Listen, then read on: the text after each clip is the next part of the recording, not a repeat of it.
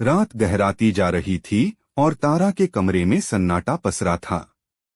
लेकिन उस सन्नाटे को तोड़ती कंप्यूटर स्क्रीन पर चमकती चेतावनी खेल शुरू हो चुका है अब भी उसकी रूह तक को झकझोर रही थी।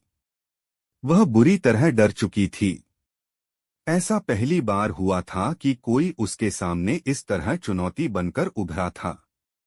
पापा तो ऐसा नहीं कर सकते, क्या ये कोई दुश्मन है? तारा ने खुद से सवाल किया पर जवाब कहीं नहीं था। डर के मारे उसने अपने पिता को फोन लगाया पर कॉल रिसीव नहीं हुई।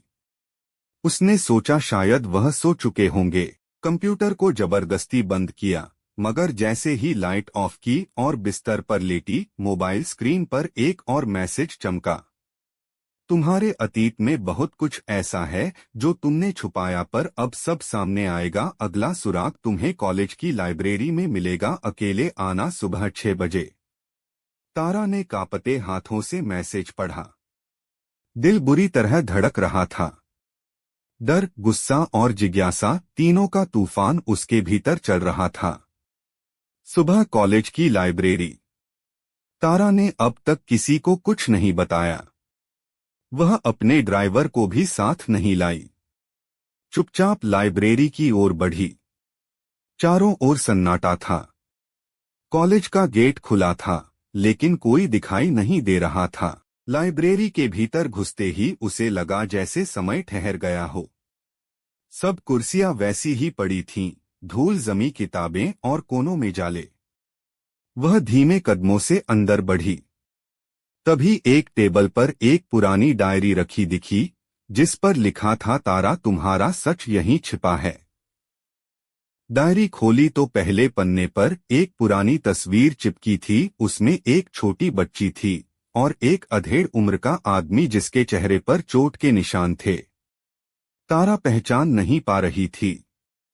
पर अगले पेज पर लिखा था, तुम जब 8 साल की थीं, तुम्हारे पापा ने मेरे पापा को गलत केस में फंसवाकर जेल भिजवाया था।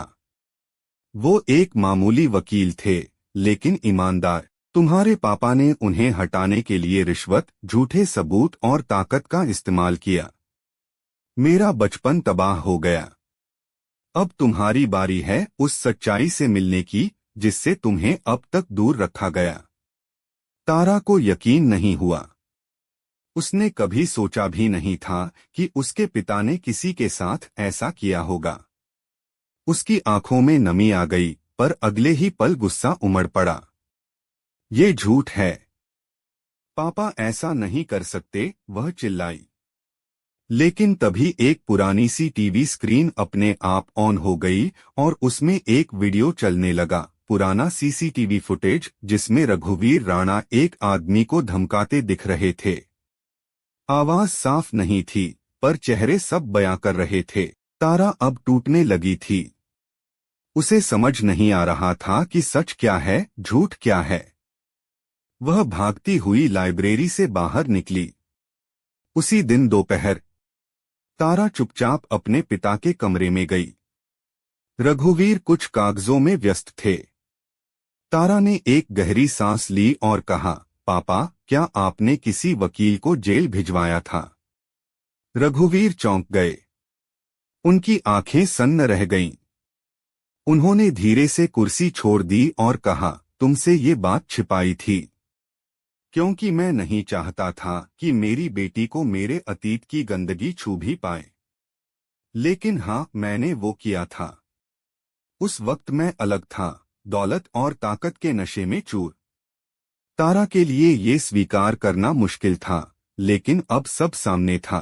अब क्या करोगे पापा? उसने पूछा।